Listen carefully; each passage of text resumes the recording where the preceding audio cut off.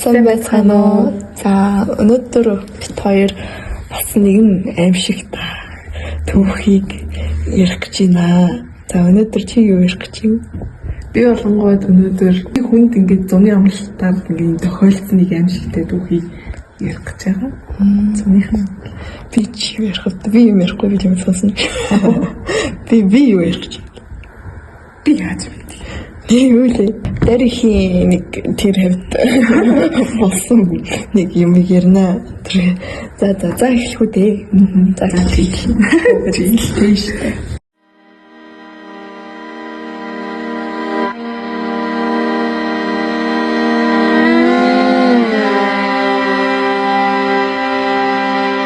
За надад 5 жилийн өмнө нэг сонин зүйл тохиолдсон юм аа. Манайх Дэрхийн 33 дугаар буудалд амьдардаг байлаа.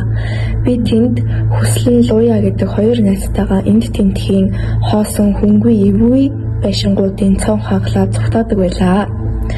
Тэр үед манай арын гудамжинд нэг хоосон байшин байдаг байсан юм.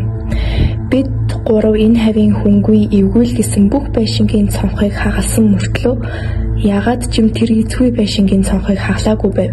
Бид гурав ярьж байгаа тэр байшингийн цонхыг хагалахаар болоод харилаа. Тэгэд маргааш бид гурав уулзаад Луя манай өвөө өчигдөр цонх хаглаж дүрсгүйтгэе бол тэгж байгаад ламаагийн цонхыг хагалчав холуур яваарай гэсэн. Тэр эзэнгүй орхисон байшингийн хуучин эзнийг ламаа гэдэг гэмгэн байсан юм.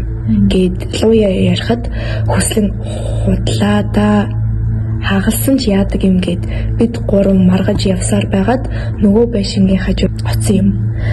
Тэгээд бид гурав нилээд харж зогсож байтал Хүслэн нэр эвгүй юм бэ.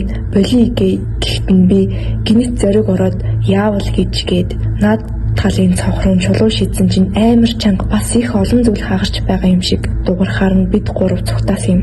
Тэр явдлаас хэд хоногийн дараа котог дээр тоглож байтал миний араас хүн түлхээд би өвдөг дээрээс хөрөөд унсан. Эргээд хартал хинч байсангүй. Би хичээлээ таслаад ганцаараа тоглож байлаа. Тэгээд босох гэдэл хөл босч чадахгүй байсан. Ягаад ч хичээгээд босч чадахгүй. Тэгсэн мөртлөө өөр хүүхэд ирээд зүгээр л болсон. Тэр явдлын дараа би шүнжин зурагт үзээд 2 цагийн алдад чихв зүгээд унтах гээд гэрийн хандлуу хартал хөшигний ард нэг юм байгаа юм шиг харагдахаар нь тэмтрээд үзтэл хүний нүур мэдрэгцэн. Би амар айгаад уцаа шидтэл хүний нүур зохих шиг болоод тэгээд гэрлээ хасаагаад гэрээр дүүрэн юм болсон. Түүний дараа манайх нүүсэн ээж аав ламд үзүүлсэн л гэсэн тэгээд л нүсэн учрыг нь надад хэлээгүй, ээж аавч надад юм хэлээгүй. Би тэр байшингаас болсон гэж боддгоо. Дуусч байна. Эхний түүх маань дуусч байна. За миний холонгууд би тэр үед 3 дугаар ангийн хүүхэд байлаа. Одоо болтол тод сандаг юм. Сургуулийн амралт болсон би аавынхаа найзын товчхоор боллоо. Тэр үед одоо байгаа шиг машин идэлбэг байсангүй. Портрийн дээр суугаад явсан. Ядаж байхад бороо орох гээд үйл гарсан. Хээр тал тийм том үйл гарвал бараг л шүн шиг болчихдог. 8 эсвэл 9 цагийн үед гарсан. Надаас гадна 2 хүүхэд сууж явлаа. Бороо орсон чинь машины хурд нь дээвэрлүү нь ус цацарч ороод нороод л яваад байлаа. Гинэт дугуй писпас хийгээд явчихлаа. Жохон хүүхдүүд айгаа чангаар бахиралдаад байж байтал жолооч ах бууж ирээд за чимээгүй дугуй хагарч гээд бид хэдийг болох. Ах бас жохон амсчихсан болохоор дугуйгаа шууд солихоор болов. Би засах гээд цаашаа явтал цаана нэг юм хөдлөөд байсан. Тэгээд би дөрж ах та юм уу гэтэл нэрээ дугуйгаа сольж байгаа гэж гинэж орж ирэв. Би яагаад буцах гэтэл хөл хөдөлтөггүй. Нөгөө хөдлөөд байсан юм чинь ойртоод байна. Тэгсэн нүүдгээд байх юм байхгүй. Урдуураа үсээ унжуулчихсан. Дээл нь энэ тэндээ цоорчихсан. Хөл гарын хүмс нь аймаар ургацсан. Над дээр ирснээ намайг тойроод урлоод доороо дэвхцээ. Миний чихний хажууд амаа авчираад нэг юм шимэхэд би яасан юм бүү минь нэг мэдсэн очих хөстэй айлынхаа хоймрын орон дээр хөвчихсэн сэтлээ. Аав хажууд суучихсан хүн амьтан бүжигнаад намайг сэрснийг аав хараад цог аваад иргээд одоо чамайг түлнэ гэд намайг айлгаад нүүрэн дээр амар халуун цог авчирхаар би айгаад хамаг байдлаараа өрлөөд бас л ухаан алтав. Тэгээд дараа нь сэрсэн арай гайгүй гэрт хүн алгаа. Түлэгдэж барьсан юм бол алга. Тэгсэн тийм дом байдаг юм байлээ. Гайгүй боллоо гэж бодоод хэд хонсон. Тэгээд ааваасаа би асуулаа өмнөх явдаа. Тэгсэн тэр үед бид хэдийг дуу хагарсан чөтгөрийн даваа нэг хүүхэн ир нөхрөө дайнд алдаад үлдсэн 3 хүүхэд нь нэг нэгээрээ хорвоог орхиод байхаар нь өөрөө тэр хүндийг нөхөр хүүхдийн болшийг манаж байгаад өгсөн гэдэг.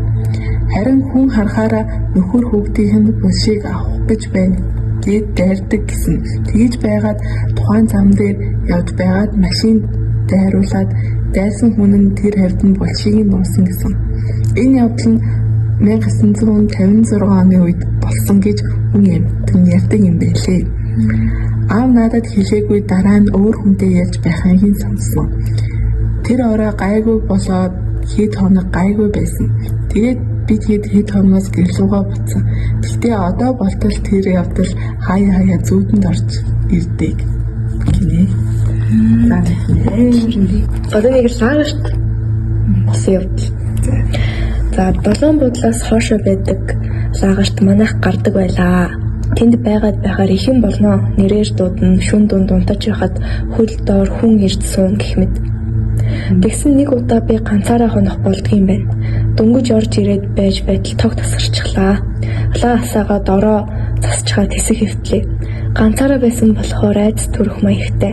Ядаж байхад 2 давхар байшин учраас би дээд давхарт нэхийсэн том орон дээр чимээж хагнаад хэвтэж байлаа. Тэгсэн хаалга чанга саваад л хүн ороод ирж байна. Манайх бүргэд хаалгатай. Тэгээд их чанга хөлийн чимээ хажууд ирээд л чимээг уулчихсан. Айж хэвтэж байгаад хүнжлөө сөхөд хартал хинч юу ч байгаагүй. Би ч бараг үүр цайтал сэрүүцсэн баха. Бас нэг удаа тэнд ихчтэйгээ хоёулаа дээд давхарт унтах гээд юм яриад хэвтэж байлаа. Тэгсэн ихч аль хэдийн унтчихжээ. Сар цонхоор дусаад орой гэрэлтэй байсан юм. Би хэсэг хөвтөж байгаад намайг хүн хараад байгаа юм шиг санагдахаар нь нүдээ нээхүү байх уу гэж бодож байгаад нэгэд хартал яг миний дээрээс цэвхий цагаан юм хараад сууж байсан. Би ч бараг л ухаан алдах шахаад хичээгээ сэрэх гэж чадаагүй, дууч гаргаагүй, бас л үүр цайлгасан даа хөрхий. Тэгээд тусч байна. Бүр ингэ төсөөлөгдөд байсан байхгүй юу? Унсан чинь сэрсэн чи өөдөөс чи. Яа. Сэжин гэхгүй тийм. За ингэ дуусна да. За тэгвэл